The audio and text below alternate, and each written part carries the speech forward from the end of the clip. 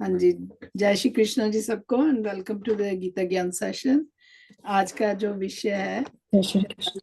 सम, देवी संपदा का चौथा गुण दान, और उसके ऊपर डॉक्टर मार्कंडे जी हमें समझाएंगे। तो उससे पहले डॉक्टर साहब आप ही गणेश वंदना भी कर लीजिए छोटी सी।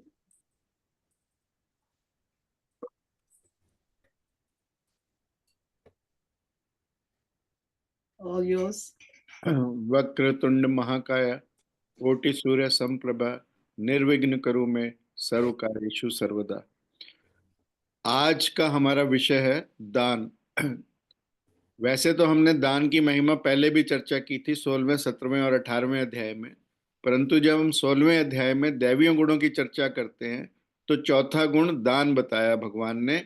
अभय, सत्व संशुद्धि, ज्ञान योग व्यवस्थित है, और फिर कहा दानम, फिर आगे आएगा दमश्च, फिर उसके बाद आगे भगवान इसकी चर्चा करते रहेंगे। तो आज का विषय क्योंकि चौथा दैवीय गुण है तो इसलिए हमने रखा दान। कहा जाता है कि वृक्ष कभी न फल भके, नदी न संचय नीर, परमार्थ के कारणे साधु धरा शरीर। यानी साधु अपना, नदी कभी अपना जल नहीं पीती, वृक्ष कभी अपने फल नहीं खाते, और परमार्थ के लिए ही साधु या योगी लोग अपना शरीर धरते हैं। परंतु एक कथा आती है जहां पर एक साधु रोज भिक्षा मांगने जाता है और उसकी इच्छा रहती है कि गांव के बाद वो राजा के महल में भी जाए। और एक दिन घर से निकला, और अक्सर जब भिक्षा मांगने वाले निकलते हैं तो वो अपने झोले में कुछ ना कुछ डाल लेते हैं ताकि उसका झोला देखकर और लोग अपनी भिक्षा दे सकें।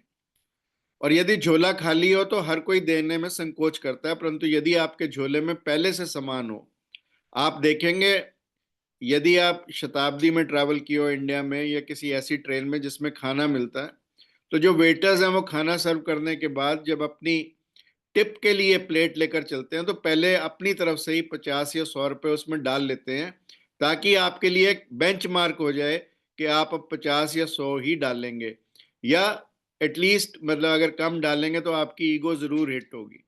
सो देयरफॉर दान जब हम करते हैं तो ये नहीं देखते कि हम क्या कर रहे हैं, it is bye and large the ego. अब ये साधु जब भिक्षा के लिए चलता है, अपने झोले में थोड़ा सा सामान डाल लेता है, थोड़े से चावल रख लेता है, और उस दिन अचानक से उसका राजा के रथ के सामने सामना हो जाता है। अब अक्सर उसने कोशिश की थी राजा से मिलने की कि राजा के पास जाऊंगा, शायद राजा कुछ बड़ा दान दे दे, परंतु आज अचानक से राजा का रथ उसके सामने आकर रुका, क्योंकि राजा को भी ये किसी ने कहा कि आज जब तुम महल से निकलेगा तो जो सबसे पहला दान तुझे मिलेगा या जो सबसे पहले भिक्षा तुझे मिलेगी वो तेरे लिए बहुत पुण्यदायी होगी। अब राजा का रथ इस साधु के सामने रुका, राजा रथ से उतरा और उसने अपने हाथ पसार दिए। अब ये साधु जिसने हमेशा भीख ली थी और देना कभी सीखा ही नहीं था, और आज उसके सामने राजा मांगने को खड़ा है, राजा दान लेने को खड़ा है, तो अब वो क्या करे। उसने अपने झोले में हाथ डाला, पहले मुट्ठी चावलों की भरी, फिर धीरे धीरे धीरे करते करते करते करते एक चावल का दाना उसने निकालकर राजा को बड़ी मुश्किल से दिया, और उसके बाद और भिक्षा मांगकर अपना झोला भर के जब घर में पहुंचा तो उसका मूड बड़ा खराब था, और जाकर अपनी वाइफ से कहने लगा कि देखो, आज तो सुबह सुबह राजा ही टकरा गया, आज तो दान लेना क्या था दान देना पड़ गया। एक चावल का दाना देकर कह रहा है कि दान लेना क्या था दान देना पड़ गया। और उसके बाद उसने अपना झोला पलट दिया। अब तक तो वो दुखी था कि राजा को चावल का एक दाना दान देना पड़ा, परंतु जैसे ही उसने अपना झोला पटका सारा उल्टा पलटा तो अब वो रोने लगा, क्योंकि उसने देखा कि जो एक दाना चावल का उसने दिया था राजा को, एक दाना उसके चावलों में से सोने का कन्वर्ट हो गया। अब उसके दिमाग में आया कि क्यों ना तूने मुट्ठी भर कर दे दी, अब रोए पिटे। परंतु कहा जाता है कि दान का दिया एक कण भी पुण्यदायी होता है, फलदायी होता है, और वो सोने के जैसा ही होता है। और ऐसा भी कहा जाता है कि राजा युधिष्ठिर ने जब अपना अश्वमेध यज्ञ किया तो यज्ञ की समाप्ति के बाद उन्होंने देखा कि यज्ञ स्थल पर एक नेवला, जो बड़ा ही देखने में अजीबोगरीब है, आधा हिस्सा उसका सोने का है और आधा हिस्सा उसका नॉर्मल है, और वो उस यज्ञ की भूमि में उल्ट पलट हो रहा है। युधिष्ठिर को जिज्ञासा हुई, और उसके बाद वो नेवला बड़ा मायूस हो गया। उल्ट पुलट होने के बाद युधिष्ठिर को भी जिज्ञासा हुई, तो उन्होंने नेवले से पूछने का प्रयास किया कि भाई तू कौन है, और ये तेरा आधा शरीर सोने का है, आधा शरीर तेरा नॉर्मल है, ऐसा कैसे है? तो उसने कहा कि आया तो था मैं अपने पुण्यों को पूरा करने, परंतु जो मेरे पुण्य थे वो अधूरे के अधूरे रह गए। अपने शरीर को पूरा सोने का करने आया था, ये सोचकर कि महाराजा युधिष्ठिर का अश्वमेध यज्ञ है, आप तो चक्रवर्ती सम्राट बने ही हो, हमारा भी कल्याण साथ होगा, परंतु आपके यज्ञ में कोई पुण्य नहीं है। ये देखकर युधिष्ठिर बड़ा हैरान हुआ। It was shocking for him. उसको लगा कि यार ये नेवला तेरे यज्ञ के पुण्य को कह रहा है कि कुछ नहीं है। तो फिर उससे पूछा, उसने कहा देखो, दान वो होता है, जैसे मैं एक ब्राह्मण के यहां पर गया, 6 दिन से वो भूखे थे और अंततः अकाल पड़ा हुआ था, उन्हें सत्तू के लड्डू मिल गए। तो 4 सत्तू के लड्डू मिले और 4 ही वो घर के लोग थे।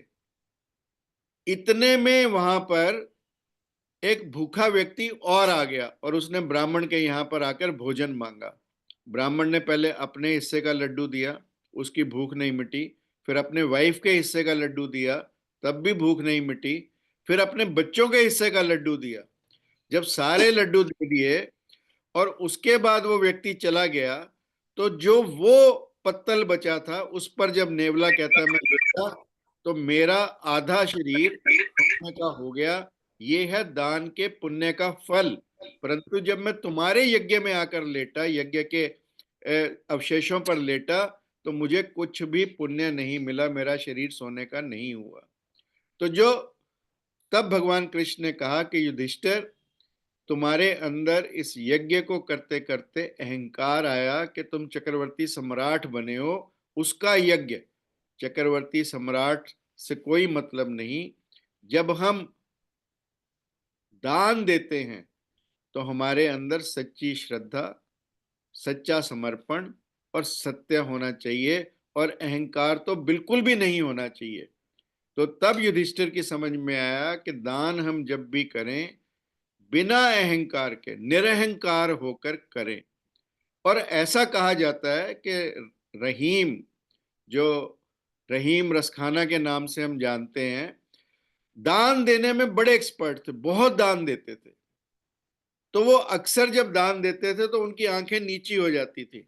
तो किसी ने उनसे पूछा कि सीखे कहाँ नवाबजू, कि हे नवाब जी, ऐसी बात कहाँ से सीखे हैं? सीखे कहाँ नवाबजू, करनी ऐसी देन, के ऐसा कहाँ से सीखे हो तुम? ज्यो ज्यो कर ऊंचे उठे, ताते नीचे नैन। तो रहीम जी ने जो जवाब दिया, रहीम जी ने कहा कि देनहार कोई और है, देत रहत दिन रैन, देने वाला कोई और है और वो दिन रात देता रहता है। लोग भ्रम मुझ पे करत, ताते नीचे नैन, के लोग मेरे पर भ्रम करते हैं कि देने वाला मैं हूं, इसलिए मैं नीची निगाहों से दान देता हूं। देनहार कोई और है, देत रहत दिन रैन, लोग भ्रम मुझ पर करत, ताते नीचे नैन। यानी दान के समय अहंकार हमें छुए तक ना, तब वो दान सच्चा दान माना जाता है, और वही दान सात्विक दान भी माना जाता है। बुल्ले शाह ने भी कहा, गंगा गयागल बनदी नहीं, पावे 100 गोते लाइए, मक्के गयागल बनदी नहीं, पावे 100 जुम्मे पड़ आइए, गया गयागल बनदी नहीं, पावे 100 पिंड पर आइए। यानी चाहे हम गया जाए, 100 पिंड भराए, तब भी कोई बात नहीं। गंगा जाए, 100 गोते लगाएं, कोई बात नहीं बनती। मक्के गयागल बंदी नहीं, चाहे मक्के चले जाएं और 100 बार जुम्मे पड़े आए, तो भी गल बनदी नहीं। बुल्ले शाह, गल ओदों बनदी जदों मैनू अपने मुकाइए, यानी जब हम अपने मैं को समाप्त करते हैं, अपने अहंकार को समाप्त करते हैं, तभी बात बनती है। और इसलिए कहा भी गया दान के बारे में कि कबीर दास जी ने तो यहां तक कहा कि परमार्थ के कारण मोहे ना आवे लाज के, यदि परमार्थ के कारण मुझे कुछ मांगना है तो मुझे बिल्कुल भी लाज नहीं आती है। यानी किसी और के लिए मांगा गया दान। जैसे कहा जाता है कि पंडित मदन मोहन मालवीय जब बनारस हिंदू यूनिवर्सिटी की संरचना कर रहे थे, उसका निर्माण कर रहे थे, तो जगह जगह पर दान मांगने जाते थे। और जब वो हैदराबाद के नवाब के यहाँ गए तो उन्हें लगा कि ये हिंदू यूनिवर्सिटी के लिए क्यों दान करेगा, और उसने मना भी कर दिया। अब पंडित मदन मोहन मालवीय कहाँ हार मानने वाले थे। उन्होंने, वहां से एक मुर्दा जा रहा था जिसके ऊपर लोग पैसे फेंक रहे थे, उन्होंने उस मुर्दे के ऊपर वारे गए पैसे, जो ऊपर फेंके गए पैसे थे, वो सड़क पर उठाने शुरू कर दिए। और जब हैदराबाद के निजाम को यह पता लगा कि ये व्यक्ति इतना कमिटेड है, इतना निरहंकार से भरा है, और इतना दूसरों की भलाई के कार्य करने के लिए मांगने पर लगा है, तो उन्होंने बुलाकर बनारस हिंदू यूनिवर्सिटी के लिए जो सबसे बड़ा दान मिला 50,000 रुपए का, वो हैदराबाद के निजाम ने उस समय दिया था। और इसलिए ये कहा गया कि मुझे दूसरों के काम के लिए कोई लाज नहीं लगती है, कोई भी शर्म नहीं महसूस होती है, क्योंकि ये काम मैं दूसरों के लिए कर रहा हूं। और स्वामी विवेकानंद के जीवन से भी हम सीख सकते हैं कि जब 1896 में प्लेग फैला इंडिया में, कैलकाटा में मैक्सिमम उसका इफेक्ट था। और जब स्वामी जी कहीं हिमालय में गए हुए थे तो उन्हें पता लगा कि जो प्लेग के लिए टेट्रासाइक्लिन की दवाई यूज होती थी, उसका काफी शॉर्टेज है। तो और उसके लिए पैसे भी अवेलेबल नहीं थे। तो उन्होंने वहां से संदेश भेजा कि मैंने जो उनका ड्रीम प्रोजेक्ट था रामकृष्ण जी की स्मृति में मठ बनाने का, कि उस मठ के लिए जो लैंड खरीदनी है, जिसका हमने बयाना दिया है और जिसकी रजिस्ट्री के पैसे हमने रखे हुए हैं, वो रजिस्ट्री रोक दी जाए और मरीजों के लिए टेट्रासाइक्लिन की दवा खरीद ली जाए। यानी ये है सच्चा दान, सच्चा परोपकार, जो स्वामी विवेकानंद ने, जब लोगों पर विपदा आई, जब लोग प्लेग से मर रहे थे, टेट्रासाइक्लिन की दवाई नहीं मिल रही थी, जैसे अभी कोविड के समय में रेमडेसिविर और ऐसी अनेकों दवाइयां हमें नहीं मिली और शॉर्टेज हो गई, तो स्वामी विवेकानंद ने अपने ड्रीम प्रोजेक्ट के पैसे रोककर, रजिस्ट्री रोककर, और टेट्रासाइक्लिन की दवा खरीदी। ये दान की महिमा है, ये लोगों की भलाई के लिए किए गए काम की महिमा है। यानी यदि हम लोगों की भलाई के लिए कार्य करते हैं तो निश्चित रूप से भगवान भी हमारी मदद करते हैं। कहते हैं जब राम सेतु बन रहा था तो वानर तो बड़े बड़े पत्थर डाल ही रहे थे, वहां पर एक गिलहरी भी थी। जो गिलहरी बार बार पानी में जाती, फिर रेत में आकर लिपटती, फिर पानी में जाती, तो सबने देखा कि ये क्या कर रही है। तो उसने कहा कि देखो, सब लोग अपना अपना योगदान दे रहे हैं, मैं भी अपना योगदान दे रही हूँ। परंतु जो बंदर थे, जो वानर थे, वो उससे बड़े इरिटेटेड थे कि कहीं हमारे पैरों के नीचे दबकर मर ना जाए, इसलिए वो उसे कहते थे कि तू साइड पर हो, तू मत यहाँ पर आ। तो वो नाराज होकर भगवान प्रभु राम के पास गई, और कहते हैं प्रभु राम ने उसे अपने हाथ में उठाया और उसके ऊपर अपना हाथ फेरा, और कहते हैं गिलहरी के, स्क्विरल के जो 3 निशान उसकी बैक पर होते हैं, वो प्रभु की उंगलियों के ही निशान है। ये फल है जब हम निस्वार्थ भाव से किसी कार्य को करते हैं, निस्वार्थ भाव से किसी की सेवा में लगते हैं, तो निश्चित रूप से ये हमें फल मिलता है। परंतु जब हमारे अंदर कोई चाह हो, तो वो चाह हमें मिटाने का प्रयास करना चाहिए। कहते हैं कि प्रहलाद के भगवान पीछे पड़ गए कि तू कुछ तो मांग मेरे से, मैं तेरी तपस्या से खुश हूं। सब लोग भगवान के दरबार में जाते हैं, कोई बच्चा मांगने जाता है, कोई नौकरी मांगने जाता है, परंतु यहां प्रहलाद के सामने भगवान खुद देने को खड़े हैं, और भक्त प्रहलाद कह रहे हैं मुझे कुछ नहीं चाहिए, और प्रभु कह रहे हैं नहीं, मैं तेरे को देकर रहूंगा। तो उसने कहा कि यदि आपने मुझे कुछ देना ही है तो मेरे अंदर मांगने की चाह को समाप्त कर दो। कि मेरे अंदर ये मांग ही ना उठे कि मुझे कुछ चाहिए। ऐसा व्यक्ति जो निस्वार्थ भाव से, जो निरहंकार के भाव से, जो श्रद्धा के भाव से, जो समर्पण के भाव से किसी कार्य को करता है, वही सच्चा और सात्विक दान कहलाता है। बाकी दान की चर्चा हमने पहले जब दान की महिमा पर हमने चर्चा की थी, तो जो भगवान ने सात्विक, राजसी और तामसिक रूप में दान को बताया उसकी भी चर्चा की। क्षत्रिय के स्वभाव को भगवान ने दान कहा, उसकी भी हमने चर्चा की। परंतु आज दान से संबंधित कुछ और बातों की हमने चर्चा की, जिनमें मुख्य रूप से कि हम अपना दान जब भी करें उस समय हमारे अंदर अहंकार का भाव ना आए, हमारे अंदर परहित का, परोपकार का भाव आए। और इसीलिए कहा भी गया, परहित बसा जिनके मन माही, तैकू इस जग में कछु दुर्लभ नहीं। और भक्त कबीर ने तो यहां तक कहा कि जब जल भर आवे नाव में, घर में बाड़े दाम, दो हाथ उलीचिए यही सज्जन को काम। कि जब हमारे घर में धन बढ़ जाए, जैसे नाव में यदि पानी भर जाए, तो दोनों हाथ उठाकर हमें उसको बाहर निकाल देना चाहिए। इसलिए दान ये भी हमें याद रखना चाहिए कि केवल धन का नहीं है, दान तन का भी हो सकता है, दान मन से किए गए किसी कार्य का भी हो सकता है। तो जो भी कार्य हम किसी की भलाई के लिए करें, चाहे वो मन से करें, चाहे वो वचन से करें, चाहे वो कर्म से करें, चाहे वो धन से करें, वो दान ही माना जाता है और वही सात्विक दान है।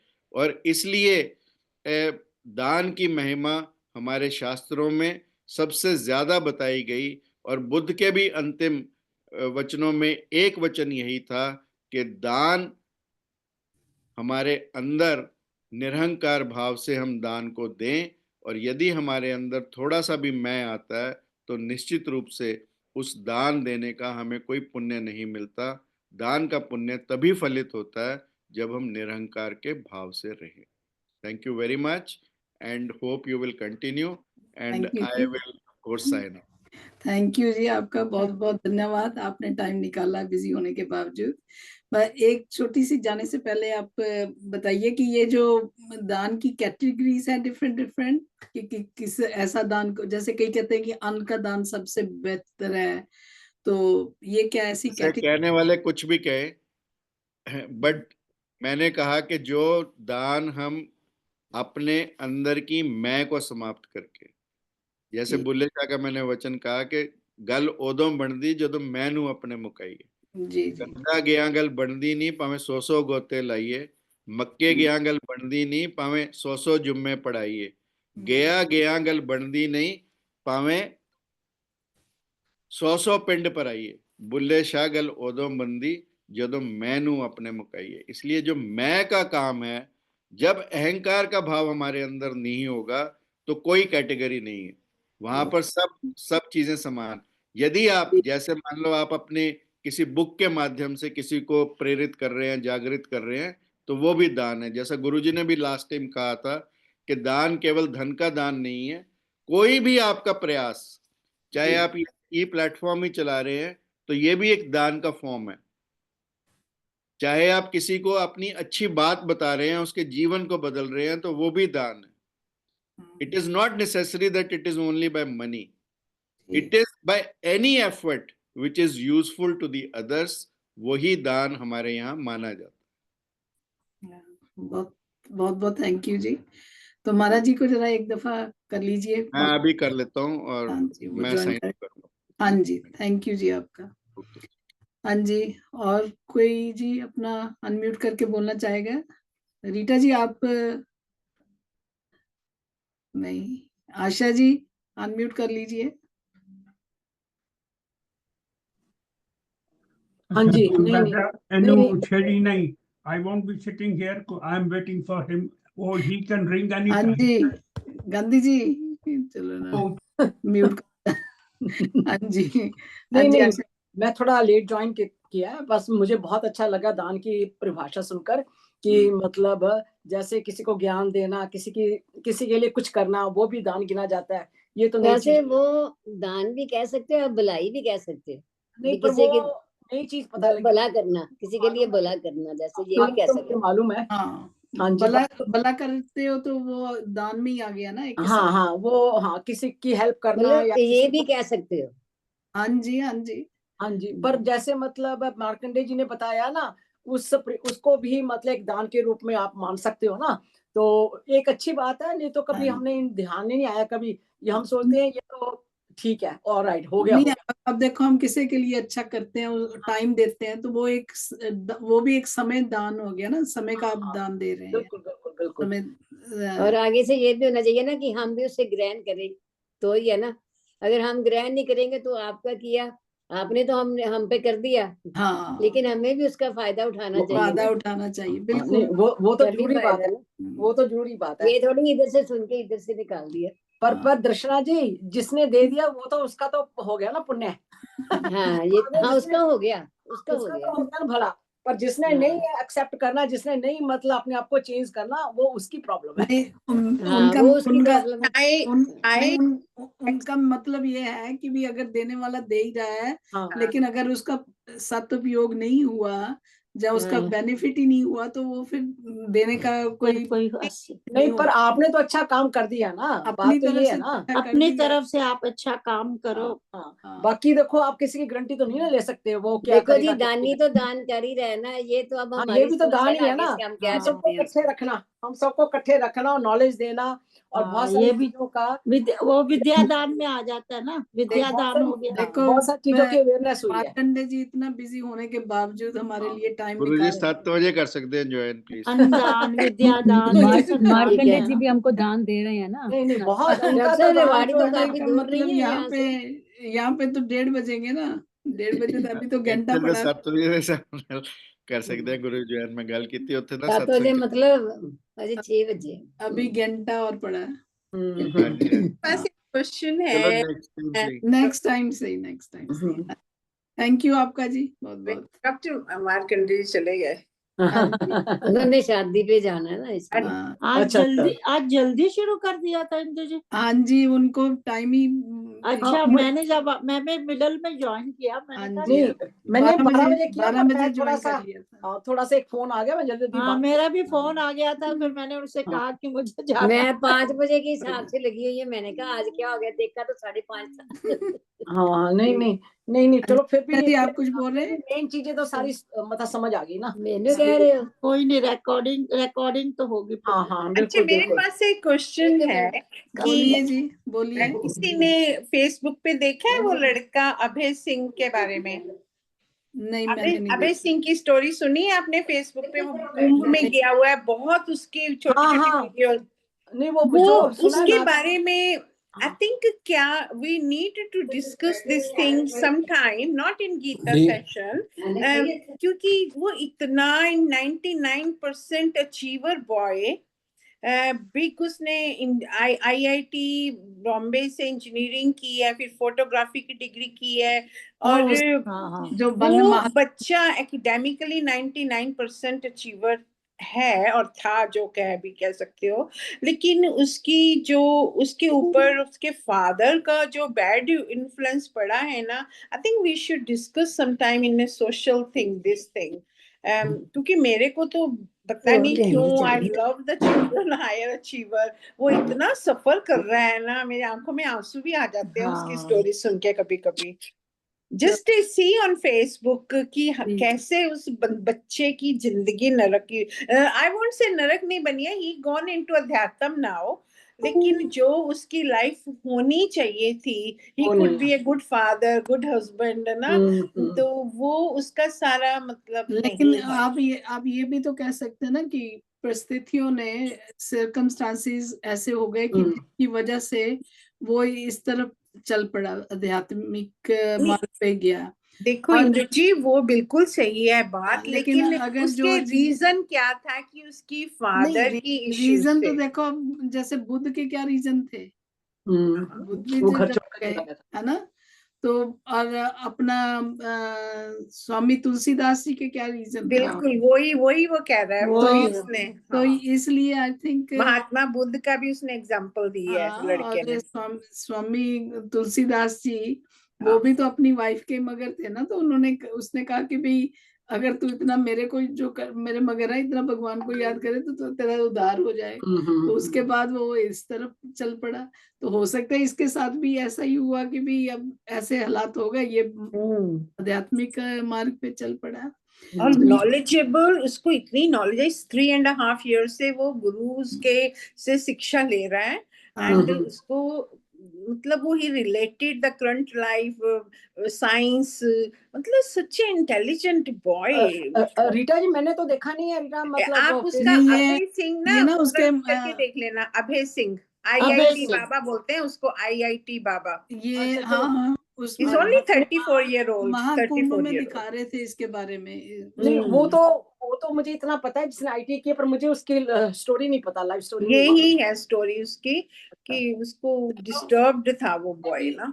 हाँ वो तो बताया कि वो मतलब साधु बन गया ना। एंड इट्स वेरी आज सैड। आज ने YouTube में दिखा रहे थे। Let's get back to Bhagavad Gita. ठीक है, सॉरी। अभी और कुछ किसी ने बोलना है तो ठीक है, नहीं तो हम एक अष्टादश श्लोक की पाठ करते हैं। आज ना YouTube में दिखाया था कि एक संत है, वो है 154 इयर्स के और कितने? उनकी हाइट है 11 फीट। वाह। और वो वहां पे स्नान करने के लिए थे, वहां पे दिखा रहे थे, और वो बिल्कुल ना ऐसे फोल्ड हुए हैं ऐसे, और उनके बिल्कुल स्किन नहीं नजर आ रही, वो इन्ने हड्डियां बिल्कुल इस तरह बिल्कुल नजर आ रही है, और बाल इन्ने लंबे। और उन्होंने पकड़ के ना उन्होंने कोल बंदे खड़े, उन्होंने हाथ नहीं किसी ने पाया होया, वो आपे पूरी पूजा कर रहे हैं और स्नान करने वास्ते खड़े। 154 साल, देखो कितनी उम्र। प्रभु कृपा ना। My God. हाँ देखो दूसरा दूसरा कुंभ नहा लिया उन्होंने, 144 साल पहले आया सी कहते थे, 144 साल बाद आए हम कुंभ वाला। मैं कहा उन्हें तो 2 कुंभ नहा ले ना उन्होंने तो। Very nice. हाँ जी, अष्टादश श्लोक की गीता पाठ। Any volunteers? I can do it. चलो आप कर लीजिए। चलो मैं मूलवाणी पढ़ लेती हूँ, पता नहीं बुक देखती हूँ। क्योंकि उसके बाद फिर हम समाप्त कर देते हैं, अनलेस कुछ और बोलना किसी ने। कल उधर जाए थे? हाँ जी ठीक। मुझे बुक नहीं, मैं मूलवाणी पढ़ देती हूँ। हाँ जी कृष्ण कृपा अष्टदश श्लोक की गीता पाठ। कहाँ से कहीं मैं स्टक होगी तो आप कोई बात नहीं, कोई बात नहीं। मिले जब धर्म भूमि कुरुक्षेत्र में, मेरे वे पांडव के सब पुत्रों ने कहा किया क्या है अर्जुन। कहा मैं तो मेरे दिमाग ये अर्जुन मुझे या अधिकार तेरा कर्म करना ही न रखे इच्छा फल की, तो मन में कभी कर्मों का फल का भी कारण न बन, अच्छा नहीं ये भी छोड़े कर्म। पुरुष आदि ज्ञानी हुए जितने भी पागे से दिव्य कर्मों से, ऐसे ही अर्जुन कर्म तू भी कर, लोगों के हित पर रख कर नजर। जनक आदि ज्ञानी हुए जितने भी पागे। मिक्सअप हो रहे हैं आप। अच्छा चलो आप पढ़ो, मैं ना मुझे लग रहा है मैं मिक्सअप कर रही हूँ। अष्टादश श्लोक की गीता पाठ। मिले जब धर्म भूमि कुरुक्षेत्र में, मेरे व पांडवों के सब पुत्रों ने किया क्या बताओ संजय मुझे, कहा चिंता में भर के धृतराष्ट्र ने, है अधिकार तेरा कर्म करना ही न रख इच्छा फल की, तू मन में कभी कर्मों के फल का भी कारण न बन, अच्छा नहीं ये भी छोड़े कर्म। जनका ज्ञानी हुए जितने भी पा गए सिद्धि वो कर्मों से ही, ऐसे ही अर्जुन कर्म तू भी कर, लोगों के हित पर ही रख कर नजर। पुरुष जिनमें इच्छा थी कल्याण की, कर्म कर गए जान कर, ऐसा ही तू भी अब अर्जुन सदा, इसलिए वही का कर्म जो उन्होंने किए। कर्म सौंप दे जो प्रभु को ही, सब आसक्ति भी छोड़ देता है जब, नहीं लिप्त होता कभी पापों से, पत्ता कमल का जो जल में रहे। किसी का भी सुख हो या दुख हो कभी समझता जो अर्जुनों से अपना ही, सभी को ही देखे जो अपने समान, परम से योगी उसी को तू जान। मेरे सिवा इस जगत में कहीं किंचित भी वस्तु धनंजय नहीं, पिरोई हो धागे में मनिया जैसे, संसार मुझ में गुथा है वैसे। जीवन के संघर्षों में हर समय न घबरा रहे, बस मेरी याद में मन बुद्धि तू सौंप दे मुझको, अब संशय नहीं पाएगा मुझको तब। रखती है प्रगति इस जगत को शक्ति, मगर पीछे मेरी वो मुझे ईश्वर के ही आधार से चक्कर में रहता है संसार ये। महर्षि सातों उनसे पहले मनु और जुसन का चारों हुए, सभी पैदा संकल्प से मेरे ही प्रजा है जिनसे पैदा हुई। निकले जो सूरज हजार एक साथ, जितना भी सबका हो प्रकाश, मगर उसकी तुलना में शायद ही हो आत्मा का है प्रकाश जो। वश करके अपनी सभी इंद्रियां, सब में ही बुद्धि बराबर बना, लगे पा लेते अर्जुन वह भी मुझे। प्राणी है जितने भी चर और चर, समाया सभी के भीतर बाहर, अति सूक्ष्म जाना जाए नहीं, नजदीक भी दूर भी है वही। जो है सात्विक कर्मों में ही लगा, फल उसका होता है निर्मल सत्व। रजोगुण के कर्मों का फल दुख हो, कहा फल तमोगुण का ज्ञान को। जीवात्मा छोड़े इससे को जब, नए तन में प्रवेश करता है तब। शुभाशुभ कर्म साथ ले जाए वो, वायु जो ले जाती है गंध को। करे जीव को मुक्त गुण देवी ही, बंधन ले जाती है आस मिली देवी ये। अर्जुन न कर शोक इसलिए सदा तो श्रेष्ठ है सबसे जो, सत कहते परमात्मा ऐसे को। उत्तम कर्म भी है जितने यहाँ, सशब्द प्रयोग होता वहाँ। जहाँ कृष्ण योगेश्वर का है वास, अर्जुन धनुधारी भी रहते पास। समृद्धि सुख शांति नीति सभी, विजय और विभूति भी होती वहीं। विजय और विभूति भी होती वहीं। जय श्री कृष्ण, जय श्री राधे, जय गीता मैया, जय गुरुदेव, जय गौ माता। हाँ जी, शशि जी ने अभी ज्वाइन किया। हाँ शशि व्यास जी ने। जय श्री कृष्ण ये जी। ज्यादा बिजी लगते हैं। नहीं, मेरे को पता है, मैंने देखा ही नहीं मैसेज, और अभी आपका मैसेज आया तो मुझे पता चला। चलिए, थैंक यू। मैं बस चाय पी रही थी। हाँ जी, थैंक यू जी। कोई बात नहीं, चलो जी। अभी शशि जी आप कुछ बोलना चाहते तो बोल लो, हमने तो कर दी।